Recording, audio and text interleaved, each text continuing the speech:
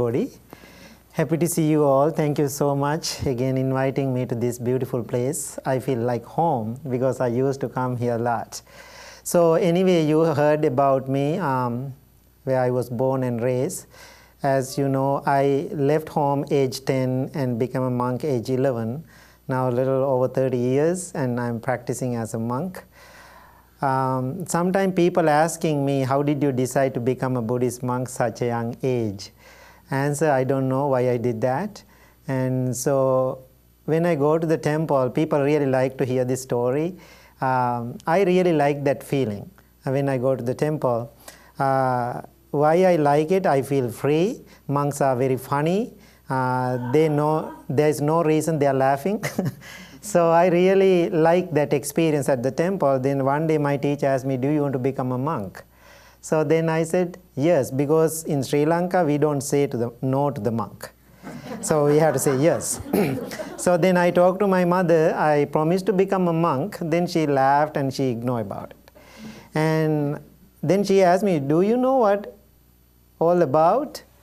I said, no idea, but sounds good. So anyway, then they realized I'm very serious about it. Finally, my father was so mad with me. One morning he took me to the temple. He made the plan with my teacher because it's 10 minutes walking distance from my parents to the temple.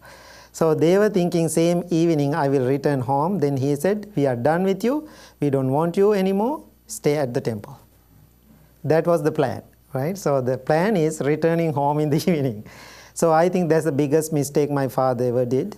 And after I got to the temple, I was so happy. And now I'm here. And so my teacher keep asking, if you want to go home, you can go home. There's no food at the temple at night.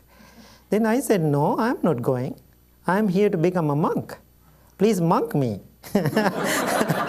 So then I was there 3 months, almost 6 months I was at the temple. Now my mother was so disappointed and upset and angry with my father. Finally, they let me to go. So then I became a monk age 11, my 11th birthday. It was so sad for my parents, but anyway, I was so happy. After becoming a monk, I was thinking I'm going to have lots of fun. It is not at all, right? Looking at me, if you are considering to become a monk, forget about it, okay? You don't know what is coming. So after I become a monk, my teacher said, you have to go through, the 10-year training program. So whatever teacher says, I have to say yes. I said yes. I'm very good to say yes. So anyway, I said yes.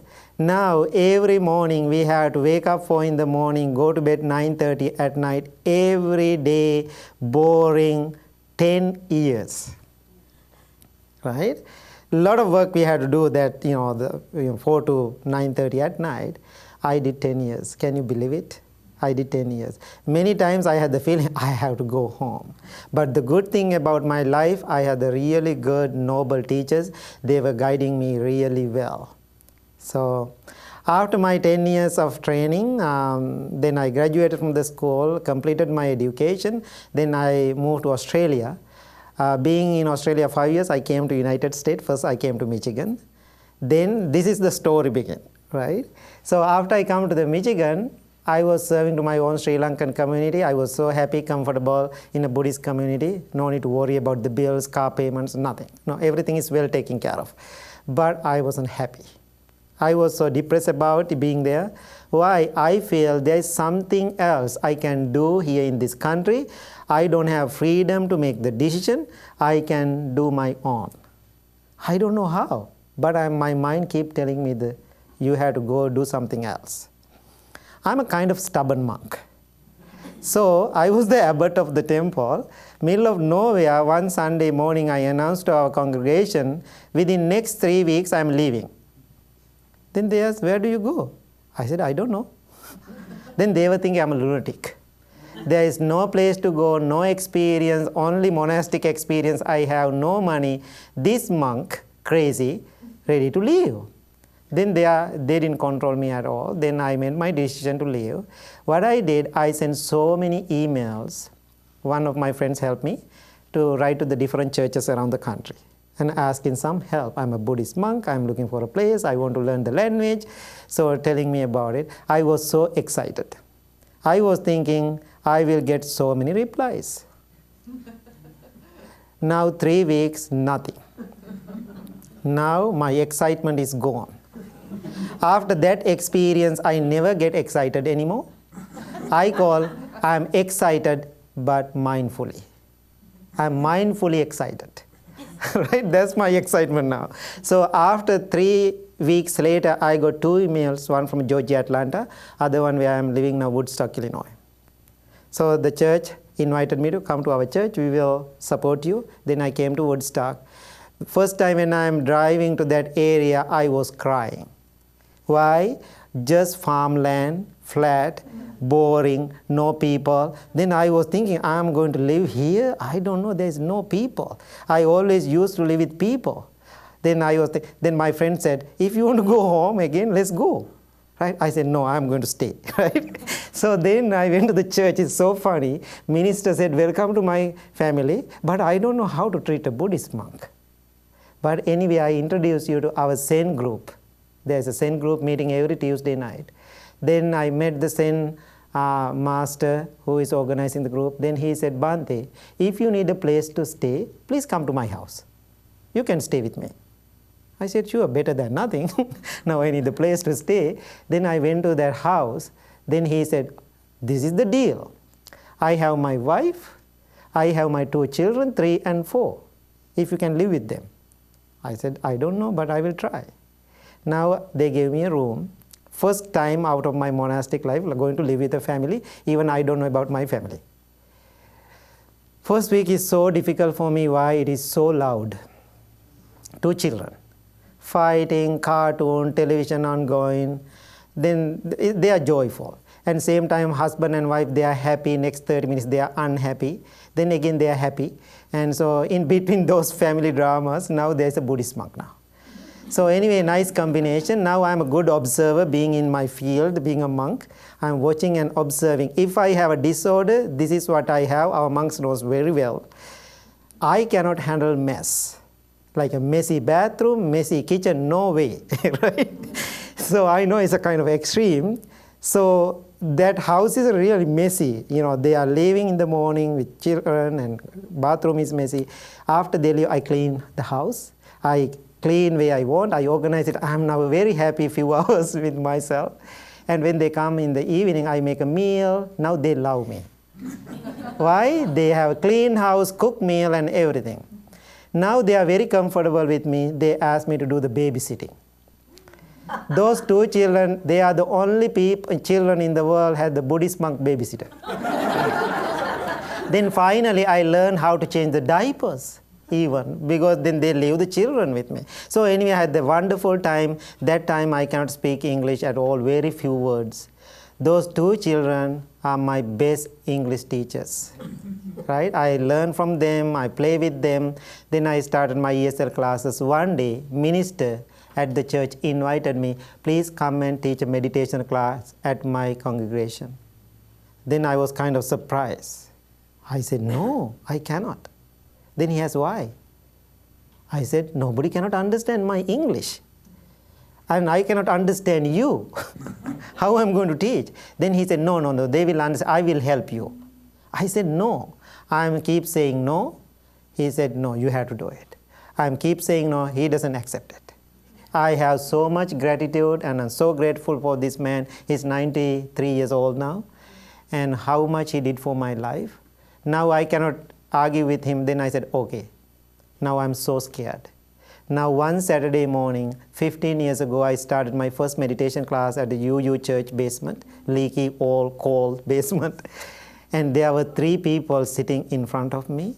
I scared to death. I don't know what I had to say or do. I just smiled. Then they smiled at me. Then I smiled again.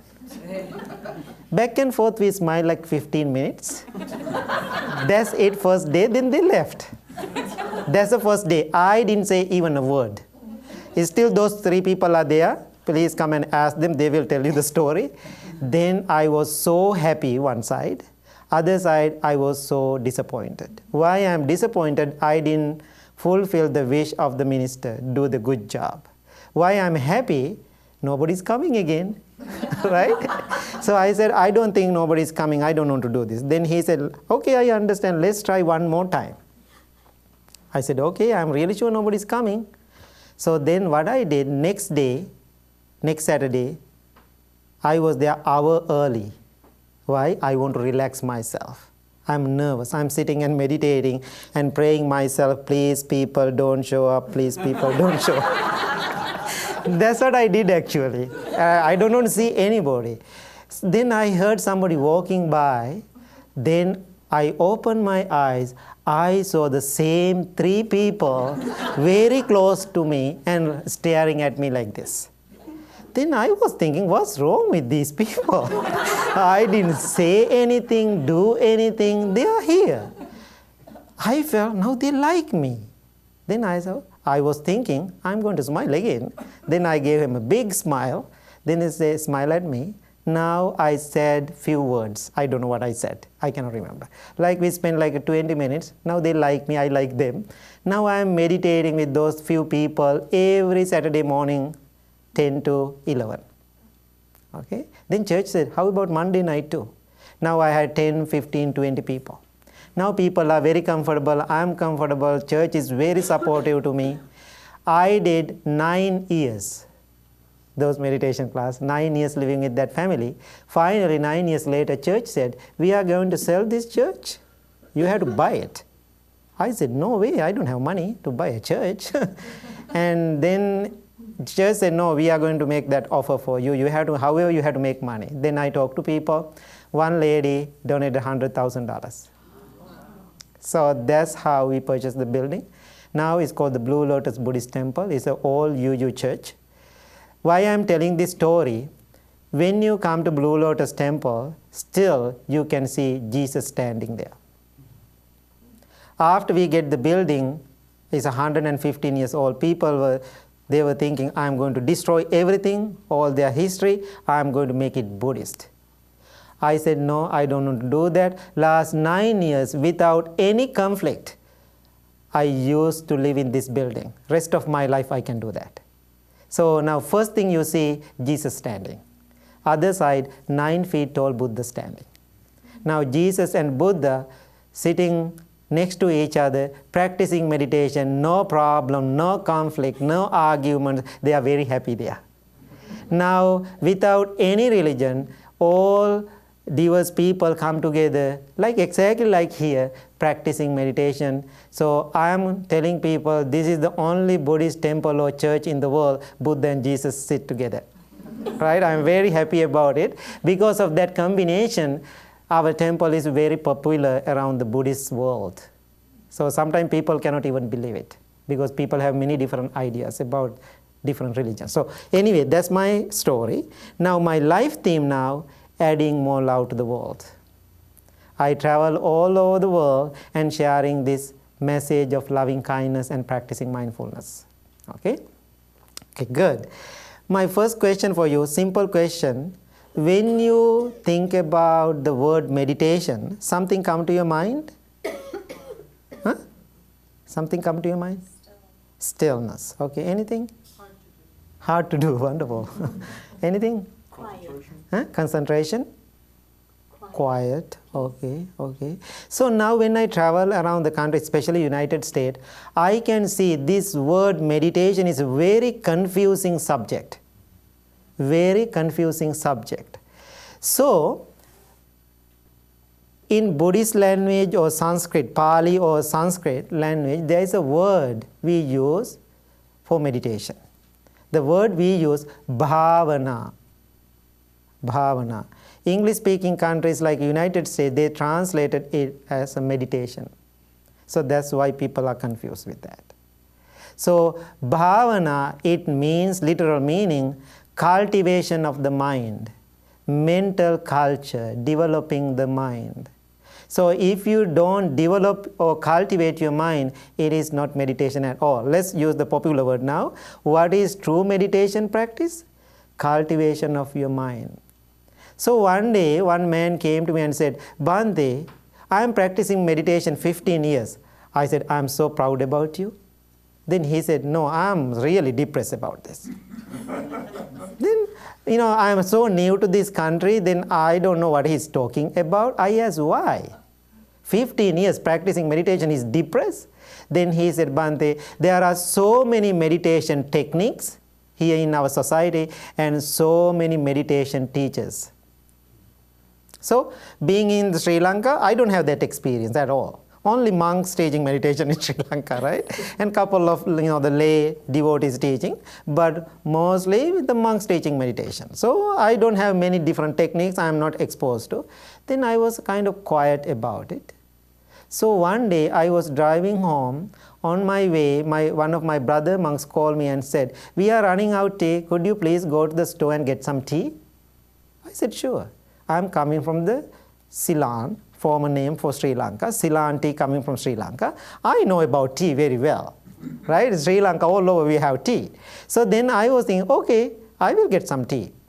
I went to the store first time, Jewel, in Cary, next to Crystal Lake, to get some tea. I never did groceries for tea before in the United States. I went to the store. I asked, I want to get some tea. Could you please help me? Then he said, go to that aisle. You can see your left side. Then you can pick whatever tea you want. I said, sure. Then I went there. I was so shocked.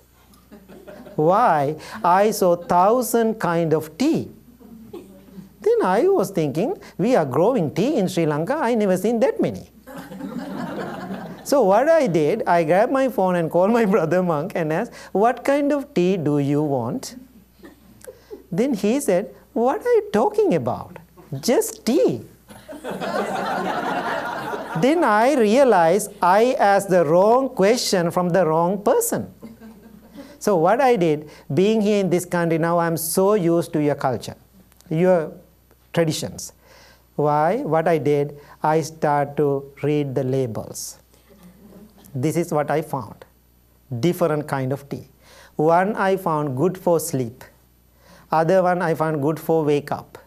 Yogi's tea, Yogini's tea, calm in the mind, inner peace, tranquility, stress release.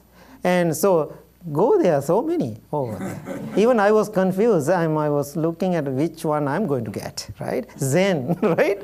No, think about that's meditation. So many different kind of tea. So then I realized, middle of that tea aisle, that man who asked the question, I'm so confused with the meditation practice because of there are many teachers and many traditions. There's no difference now.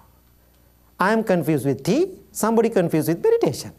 What is the difference now? What I did, I picked one, I went home. That moment I was thinking, why I'm traveling crazy? What I had to do, get all the names of the tea, stay at the temple, whoever called me, oh Bhante, I'm so depressed. Okay, drink this tea. I cannot sleep. Drink this tea. So the tree addressed all our problems. Is it true? No, it is not.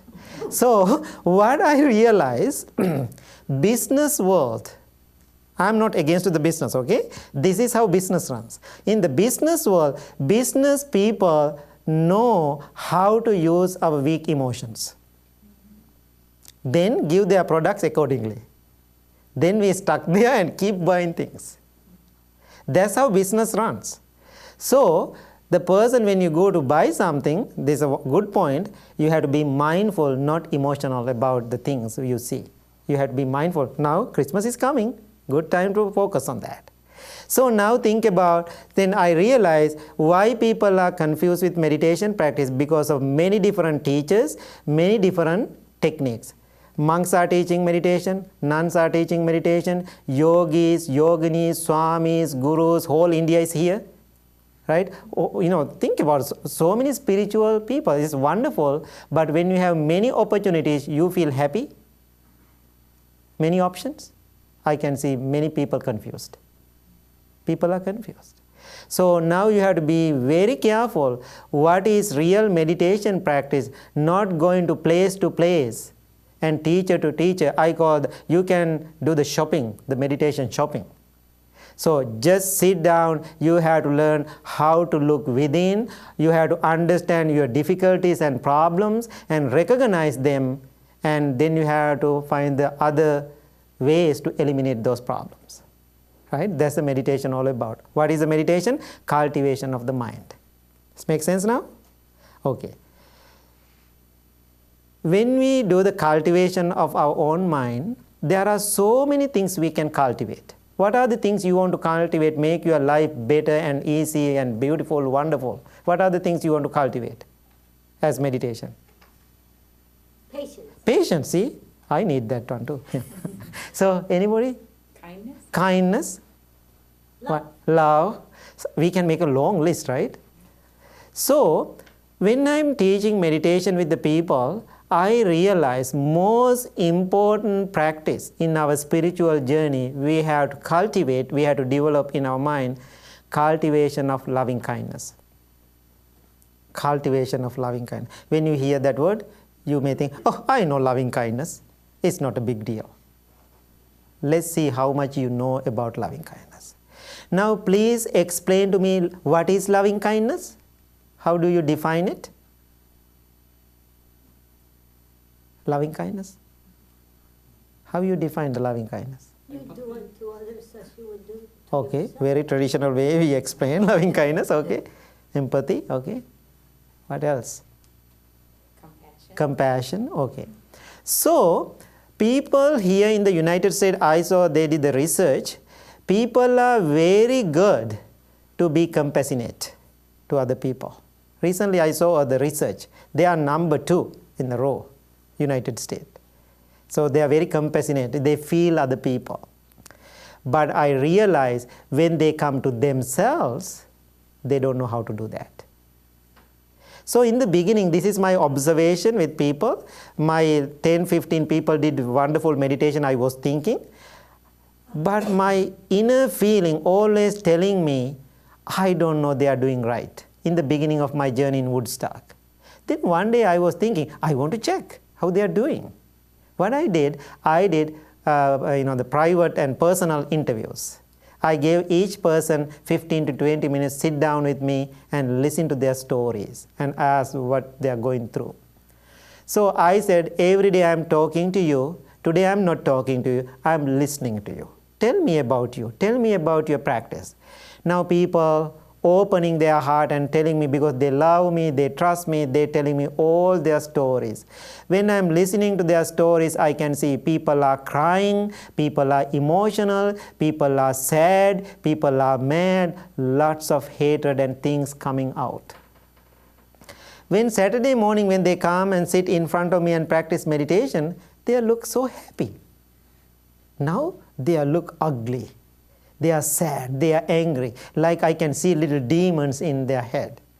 Then watching and observing that whole drama with those people, I realize, I finalize in my head, no matter who we are, we all human beings carrying self-hatred and anger.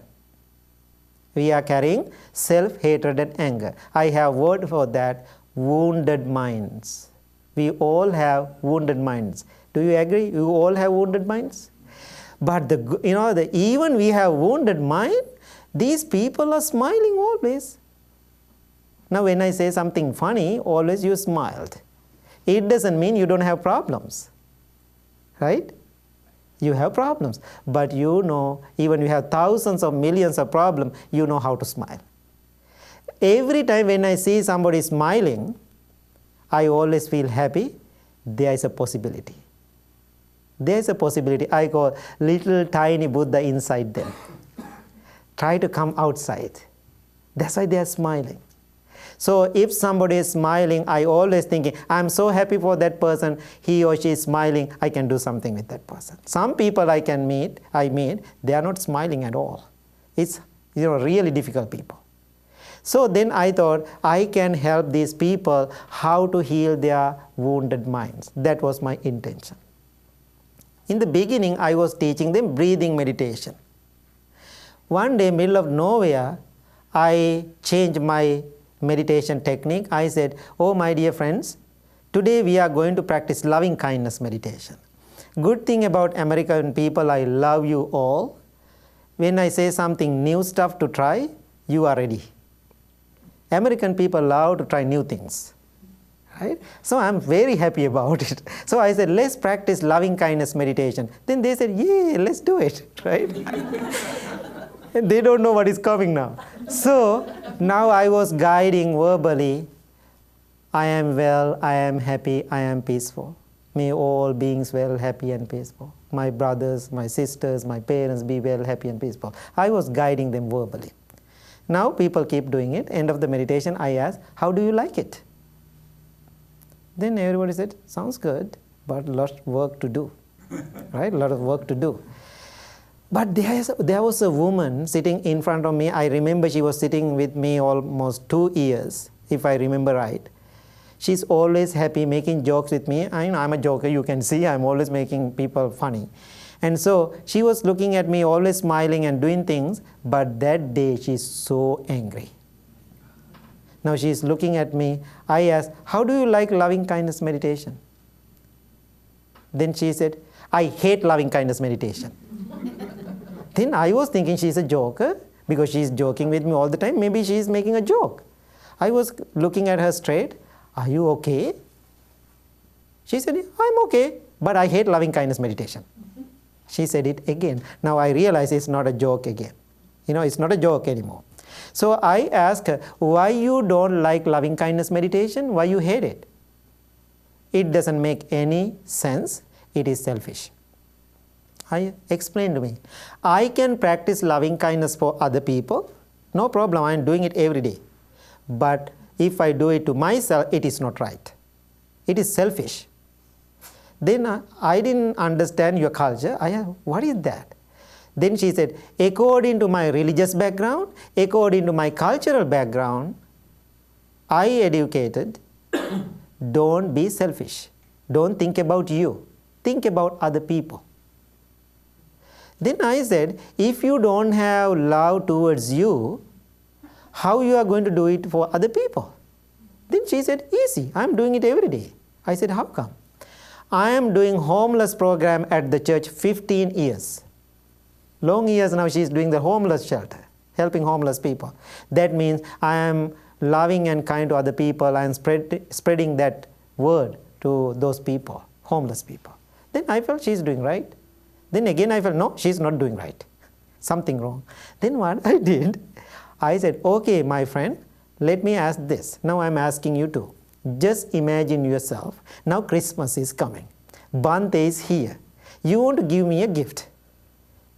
Giving a gift here in this country is a big deal. Very exciting thing. Not in our countries. Right? So when you give a gift to me, I have to open, right? Right away. In our country, no way. If somebody give a gift, we don't open it right away. We wait until people leave. That's how we do. We enjoy by ourselves.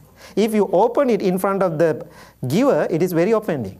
We don't do it. Okay. Anyway, so now just imagine I'm asking her, you are going to give me a gift. You wrap it and very excited, Bhante, here you go. It's a gift. After I receiving a gift, what I had to do? What I had to say? Thank you. Oh my God, this is the best gift I ever received. I never received such a gift my whole life. You are the only one gave me this kind of gift. Why I have to say all those words? To make you happy. Make you happy. So now just imagine I receive your gift. I just leave it aside. I'm talking to somebody. I totally ignore about your giving. Then I ask her, now I'm asking you, how do you feel? You didn't like it. Right. You think I am not liking it, and also how you feel. Insulted, you feel like angry, disappointed. Oh my God, this monk doesn't know how to say thank you. Then I asked her, how do you feel? Then she said, you are terrible Buddhist monk. That's what she said because she was angry. And so I said, thank you, I can handle that. Right? I can handle that. Then I said, okay, now I am asking you, given this gift, you are practicing loving kindness toward this monk? She said, yes, that's why I spend my money. I said, no, you are not. You are So selfish. You are the one selfish. If you give me a gift, you have to give it, not hold it. After you give me a gift, I am holding it physically. Now I am holding it physically, but mentally you are clinging to it. So after I receive your gift, to say thank you, appreciate, that's my job, my responsibility. If I don't do that, then I have to address that. Right? It's my responsibility. But if you have expectation to hear that, that's your problem. Then you have to address that. That's what I said. Then I asked, that means who is selfish? You are the one selfish. In our country, our language, giving means go away from our hand. What is that means? No control over it, according to my language. Not Pali or Sanskrit, right? So, right after I say, that means you are the one selfish, you didn't give it yet, you are really clinging and holding it. She didn't like it. Why? People start to laugh. She grabbed her purse and she said, I don't like you, you hurt my feeling, you are not good Buddhist monk, these people start to laugh at me, I am leaving. She stormed out. Now, what can I do? Nothing, I cannot hold her. Then I said, calm down, it's okay. Now everybody is kind of looking at, watching me, what I am going to do. I didn't do anything, I just smiled. Now she left. Then I said to people, when I was in Australia, this is very interesting. I was sitting outside summer day, waiting for somebody to pick me up. Somebody came behind me, young man, I think. He dropped $20 in front of me. Now think about, you are sitting outside in a summer day, somebody throw you $10, then you feel embarrassed, right? Oh my God, they think I'm homeless or something. I was so happy. Why? I got $20, I'm a monk. I'm so used to that. That's my lifestyle. People always giving me things. It's not a big deal for me. Oh, somebody gave me a donation. Why not? I'm so happy. Then what I had to do now? Thank you. Say thank you. I just turned my head to say thank you to that person. I saw one young man, I guess, walking from the distance. I didn't have time to say thank you. He didn't wait for thank you. He just, maybe, I guessing, he saw a monk, he was thinking he wanted to make a donation, he just drop it in front of me, like a way we are giving to the homeless person, just drop it and walk away. Then I was thinking, that's the best gift I ever received. Why? Nobody involved. So then I share that story with the people. Now everybody accepting, everybody understand. Then what happened? That lady didn't stop. This is a true story. Then she went home. Now during the day something happened to you. Then what will happening in the evening? You are keep thinking, making a story. Keep thinking. Then you go to bed, keep thinking. Then what happened to your sleep? You cannot fall in sleep. At night, she was writing me a long email. You are such a bad monk. I cannot believe how you behave in front of people. People start to laugh at me, and she's really accusing me. Then I was thinking I have to write her a nice email. I said, my dear friend, I care about you. I really feel you are not telling me the truth. You are really hating yourself. You have to see that weakness. You have to figure out how to heal your wounded mind. I sent a very nice email.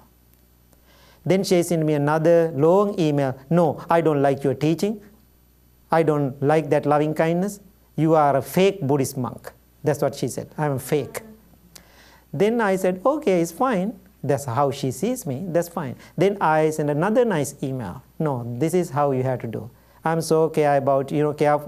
I'm caring about you. Please do this. Then she sent me another bad email. After third email, I felt now she is pushing my buttons. Right? My loving kindness practice is not my foolishness. Make sure, okay? You are loving and kind, but it doesn't, you are practicing foolishness. After third email, I thought, this is enough. But I sent a nice email to her, okay, this is the deal. This is my last email I'm sending to you. You can send many emails as many you want. I don't reply, I don't read. Every time when I see your email, It doesn't matter. There's a message about enlightenment, I delete it. I clearly made the statement, I send it. Now she keeps sending, I keep deleting. Keep sending, keep deleting. Now few months, it's back and forth is happening. I don't know what she was writing. She was angry with me. One day I got an email from her. The subject line says, "Be kind to me. Please read." Then I thought, I can read it, no problem. Then I opened the email. I start to cry. This is the story. Very emotional. She was writing this email 12:30 at night. "Bhante, today is my 40th birthday.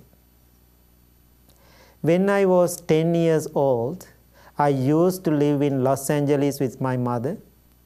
My mother is a single woman, drug addict and alcoholic. Physically, mentally, emotionally, she abused me. I hate her. I don't have any connection with her. When I was a teenager, I came to this area. Now she is living by herself, no connection. I'm doing my things." One day, I was walking by the UU church. Then I saw a small sign outside, Blue Lotus Meditation Group.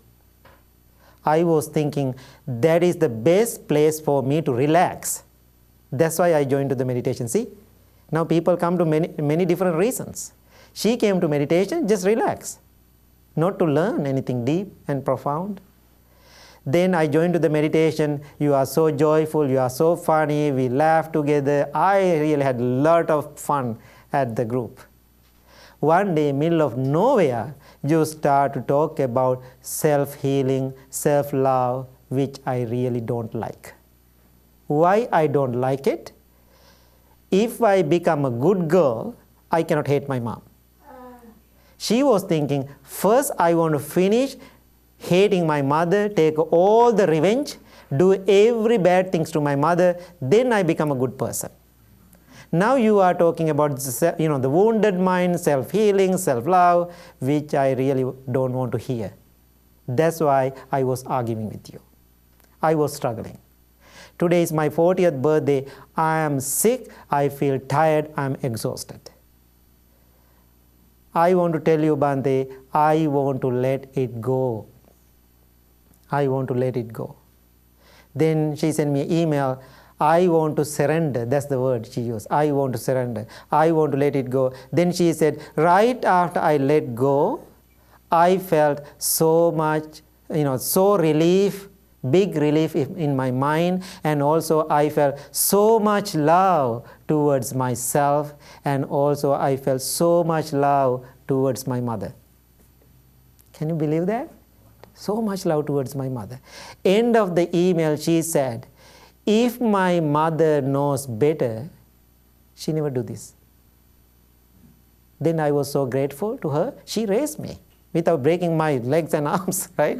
And she raised me. I'm so grateful for her. Then I was, sending another email. You got it. Now continue your journey.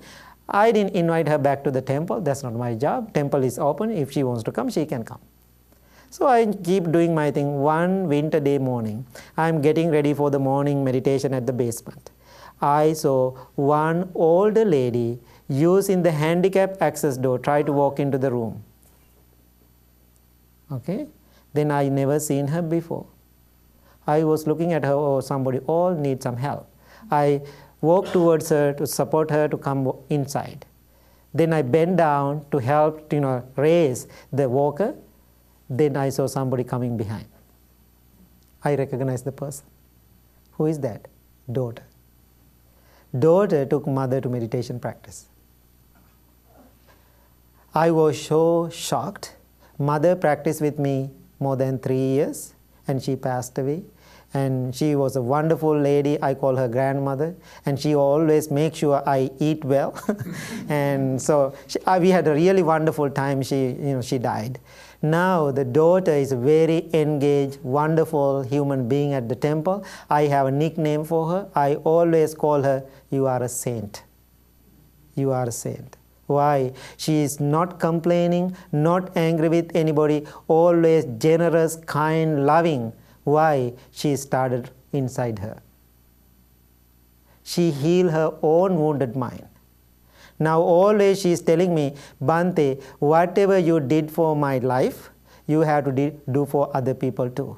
I will do anything for you to help, to go and do that. I know many people in this country, they have self-wounded minds. They don't show it to the whole world.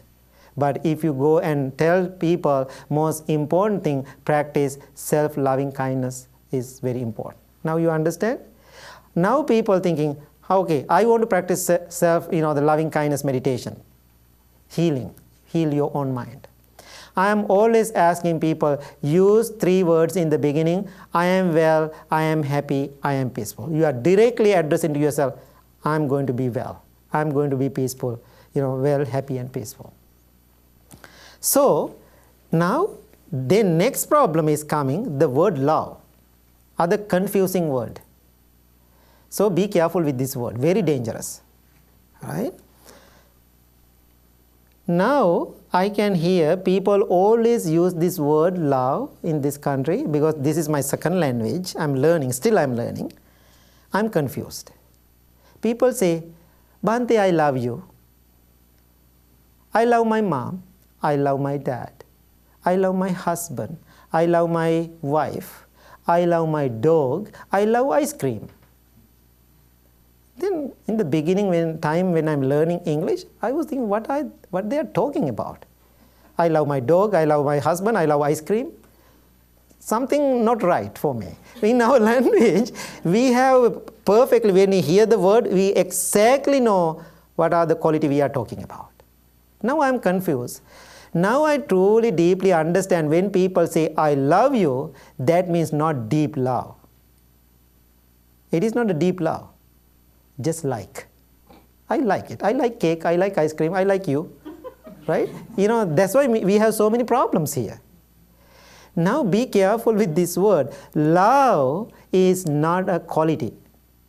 The word love we are using every day is not a quality. It is a weak human emotion. I call it's a weak human emotion. Nothing wrong with that. So if you have emotions, that's great. It doesn't matter negative or positive. If you have emotions, that means you are human being. You are functioning as a human being. According to the Western culture, I'm not offending to you. What I hear, all the words I hear in this country, when somebody has too many emotions, people say, oh, something not right. Right? People say something not right. He has so many emotions. Oh my God, it's really draining. I cannot be around that person. Then people use, there's a technical word people use, chemical imbalance. That's what people say. When you have too many emotions, oh my God, something wrong. Chemical imbalance. That means we have to balance them now. Then you know what to do. I am not going to talk about that. That's not my job. So then people do many different things to balance your chemicals. I think according to the Buddhist teaching, what I understand, if you have emotion, that's all right. What you have to do, first you have to recognize I have emotions. Good emotion or bad emotion or negative emotion or disturbing emotion or peaceful emotion, doesn't matter. We all have emotions. That's how meditation helps. You can recognize those weak emotions. Now think about love is a weak emotion. When you recognize it, it's become a quality. Then love become loving kindness. Love become loving compassion. Love become loving respect. Loving accept. Loving letting go. Then it's become a quality. So that emotion is all right. But if you stay in that weak emotional level, you are in so many problems. This is my experience, okay? I have so many life experience. That's very interesting because I'm very observer, I'm listening, I'm watching what is really going on in this society. I was in the school, I'm learning and studying that time. One of my friends, his name is Matt. One day he is holding a young girl's hand, walking to me at the cafeteria. I was having lunch. He was so sweet, young couple. Introduced me, Bhante, this is my girlfriend. I love her so much. I'm going to marry her next month. What can I say as a Buddhist monk? I said, congratulations, all the blessing to you. I'm so happy for you. Have a good life. They are so cute, the way they're behaving. Then they left. They married, I know, they did the wedding. Few years later, like 3 years later, I met my friend because we were in the same class. I asked him, hey, my friend, how are you doing? Then I asked another, how is your wife doing? Then he said, Bhante, stop talking about her. I asked, what's going on? She ruined my life. I hate her so much. Then I said, Matt, what's wrong with you? Because we are very close friends. Do you remember 3 years ago, you holding that girl's hand came to cafeteria, introduced to me, Bhante, this is my girlfriend. I love her so much, I'm going to marry her. Then he was looking at, did I say that? I said, yes, you did. Then he said, if I say so, that's not true. That's what he said. That's not true. Now I am asking, what is that then? That's a deep love? It is not. It is emotional love. When first, any relationship, first ingredient is emotional love. Nothing wrong with that. Right? So when we have emotional love, next to that there's something else come. What is that? Excitement. Emotional love, excitement go together. You know exactly what I'm talking about. So people think that's real, that's true. That's why people jump into the whole situation and then they are in trouble. So I'm so happy to say that that day when they come to me and holding their the hands and hugging and kissing each other in front of me, I was thinking, oh my God, I want to have a girlfriend too. I'm so glad I didn't do that. No, just kidding. And so, just kidding, I'm glad I didn't do that anyway. And so I don't want to get into the trouble, I have good life. So it doesn't mean you have bad life, right? So you have to make the decision. Now, love is not a quality, it is a weak emotion. Now, meditation helps you to understand what is that really means. That really means. Now, people love me so much. I know many people love me so much. And people call me and said, oh, Bhante, you did a great job. I love you so much. Bhante, you came to this and that. I love you so much. Actually, I'm not tired. I always hear that word. When people say, Bhante, I love you so much, my response is, me too. That's the best way to respond. Right? When I say, oh, I love you too, then I am giving some hopes and expectation. One of my yoga friends and lady who is teaching yoga, I was teaching her studio 8 years. She learned a lot from me, and one day she came to me and before I leave the studio, gave me a hug and she said, Bhante, I want to tell you something. Then she said, I love you so much. I was so quiet. Then I said, me too, I have to go. I didn't say anything else. I said, me too, I have to go. I know it hurt, but I was thinking I want to help her. So then she sent me an email at night. I cannot understand what you said. I cannot understand what you said. I said, okay, then let's meet. I will explain to you. I said, before you love me, you have to know, do you love yourself? I'm not sure about that. Then I said, don't worry about me then. So you have to learn how to love yourself first. Then after that we become best friends ever. Otherwise, when you say I love you, then I say I love you too. It's so sweet, but it is not real. Then I said I don't want to engage with anybody emotionally. I want to engage with people lovingly. Then true love, true compassion happen in our lives. She's doing wonderful now. She's doing great. So, I think the best place you can understand self-love when you get into an airplane. When you get into an airplane, before we take off, they give us the safety instructions. One of them is, put your oxygen mask first before you assist other person. That's right. That's what Buddha said 2600 years ago. What is the oxygen means? Life. If you don't know how to love yourself, how you are going to love other people? How you are going to other people? So true love comes within yourself. So this is my real experience. When I was a young monk, I was a little angry monk. Can you believe little angry monk? I was. I am ready to fight with the brother monks. Right? And so one day, my teacher said, you have to learn how to love yourself.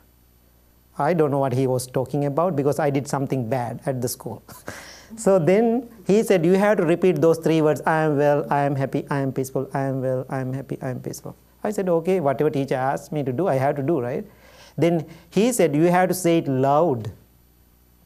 Right? I said, okay. When my teacher is walking by, I have to say, I am well, I am happy and peaceful. Same time I can see the person, other little monk, I really don't like him.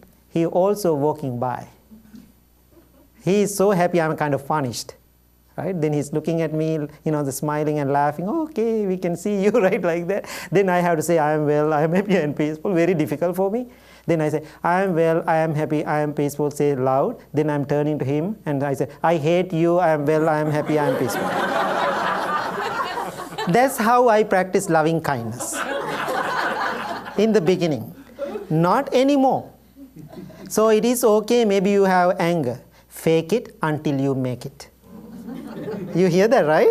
Fake it until you make it. I fake it many years. But being with good people, I learned how to do that.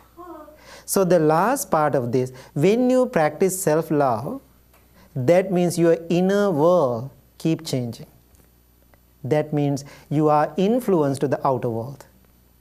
That's what happened in my life here in Chicago, here in Woodstock. I changed my inner world.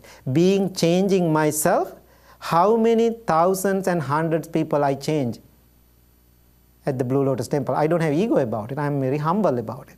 Being myself, I change so many people. When somebody is angry, people like that person. You say, oh, you look beautiful, you are very handsome when you get angry. No, we say you look like a demon. Right? It's look ugly. Why? When you get angry every day, your anger establishing on your face. There are 11 benefits of practicing loving kindness. I'm not going to tell all those things now, but go and read it. Right? You can connect with the modern science, what Buddha said 2600 years ago. So then what happened when you practice in that loving kindness, your inner world changing, then it's come to your face. It's come to your body. So, what will happen when you get angry? That angry energy go to your bloodstream. It's a lot of physical problems after that. When you are practicing loving kindness, that good vibes go to your bloodstream, then it's helping you to happy and peaceful. Then what will happen when you are so loving and kindness? No need to say it. When you're looking at the person, they feel love. When that person smiles, they feel love. When that person go and touch, they feel love. When you go and do the blessing for somebody at the hospital, still I do a lot. What we do, all the religious leaders, what they do? They use their palms, right? What is that? Loving touch. So that means all their mind energy, mind power, they are putting to that person. Why? It is coming from the deep heart. I call healing. So now we have so many problems in this world. So many problems in this world. People always asking me, Bhante, is there anything we can do? Not much. Not much we can do. Only thing you can do, taking care of your own life. That means if you want to be a happy person, don't misunderstand. In the spiritual journey, you have to learn how to be selfish. Selfish means, the turning yourself happy, focusing on yourself, go inward, not outward. So if you really go inward and healing your inner demons and taking care of them, then outer world will be beautiful. Then as I said, I was an angry little monk, not anymore. Now I am very peaceful and happy. Now think about how many benefit people receive. Now this is the message I want to give you this evening. Forget about all the stories I said. I call the monk junk. Most important thing, take these 3 words. I am well, I am happy, I am peaceful. That's what you have to take home. Now tomorrow, now even tonight, you are driving home. Dark, somebody cut you off. Then what you have to say? I am well, I am happy, I am peaceful. Lot of traffic tomorrow morning, go to work. I am well, I am happy, I am peaceful. That is your mantra. Most of the mantra is a foreign languages. People don't know the meanings sometimes. This mantra, you know the meaning. Every moment when you repeat it, you feel it. I know thousands of people repeating those 3 words, they change their lives. Okay, what is the message? Love yourself no matter what. Now, questions. Any questions? So, one day I asked that question, is there any question after my talk? Then he said, Bhante, you didn't leave any area to ask questions. That means you gave totally responsible to us. Yes, that's your practice now, right? It's not my practice. I cannot do much. So I gave my wisdom sharing with you. Now you are the one who have to do it. I just have a short question. I was wondering if you could guide us in a short. Yes, I'm going to. Happy. I'm going to. Yes, I have a little time, so I'm going to do that. I love you, Bhante. Oh, thank you. Thank you. Me too. Right. So then in place of question time, or maybe there'll be questions after, but maybe Bhante, please lead us in a short meditation. Yes, okay. Okay, please find a very comfortable position. Gently close your eyes.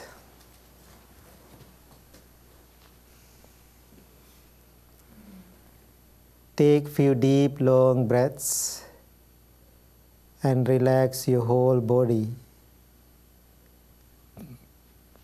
From the top of your head to the tips of your toes. Observe all of the different parts of your body individually and see if they are relaxed, free of tension or strain. Anywhere you find tension or strain, concentrate your mind on that area and allow it to release and relax.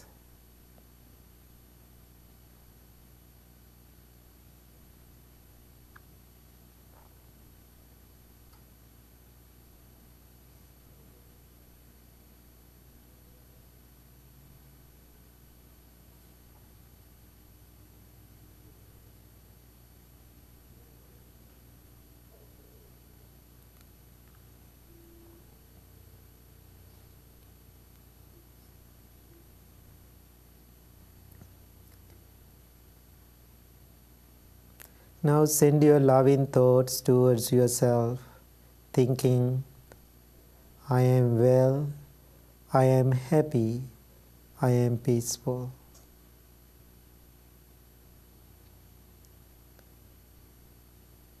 I am well, I am happy, I am peaceful.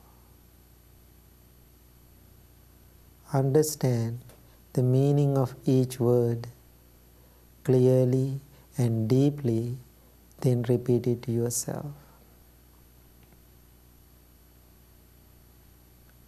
I am well, I am happy, I am peaceful.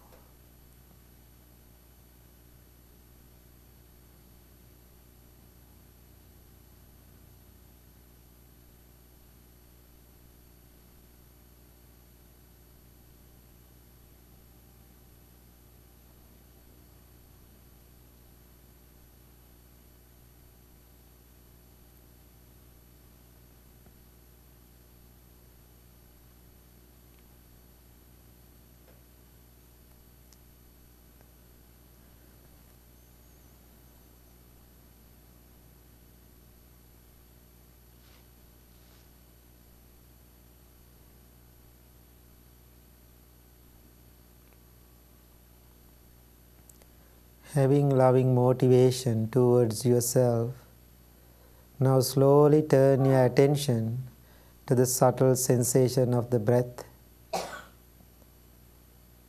Every breath you take in, you take out is taken mindfully. Breathe in mindfully, breathe out mindfully. Focus on your natural, ordinary breaths.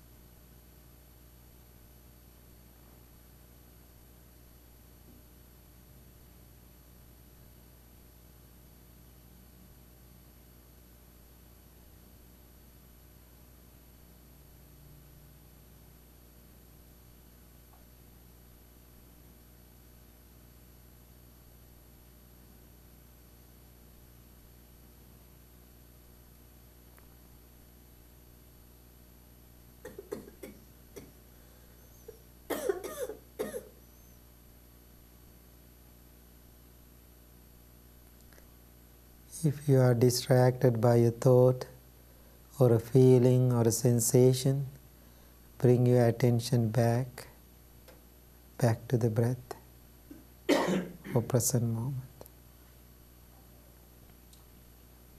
And also every time when you get distracted, you can repeat those 3 words, well, happy and peaceful. Bring your mind back.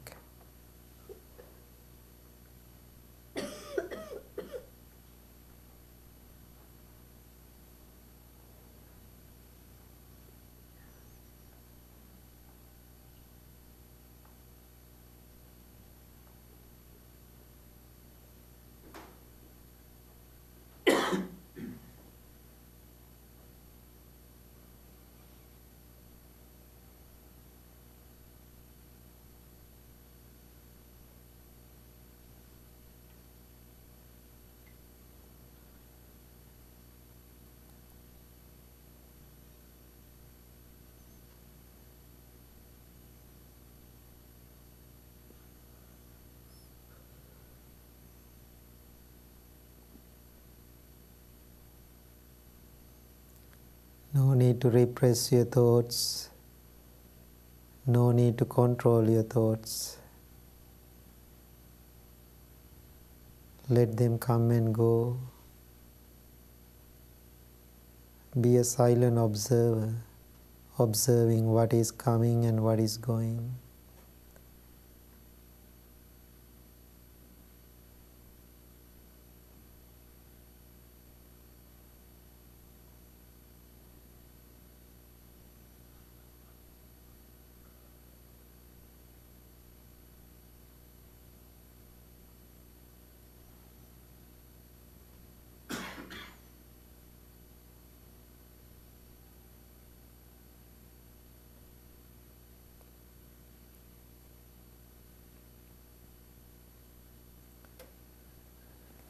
Now observe your mind, observe your body.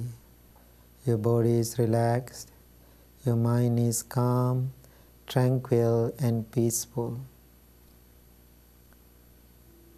Make a strong determination to practice this simple loving kindness meditation every day, regularly, with diligence and patience.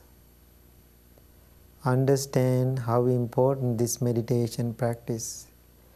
Keep yourself happy, peaceful, and balanced. Now I am going to do a short chant to give blessings to all of you. Please listen to the chant mindfully and attentively. and receive the blessings for this New Year season, holiday season. Bahun sahasmabhinim mita sayudhantang girimekalang udita ghora sasena marang dhanadi dhamma vidhina jitva munindo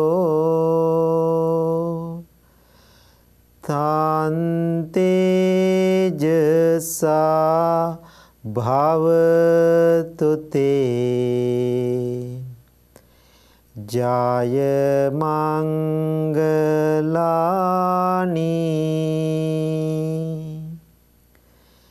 maratireka mabhiyun jita sambaranting ghorampana lavaka makha matandayakkhang kanti suddhanta vidhina jitva munindo tantejasa bhavatu te jaya mangalani.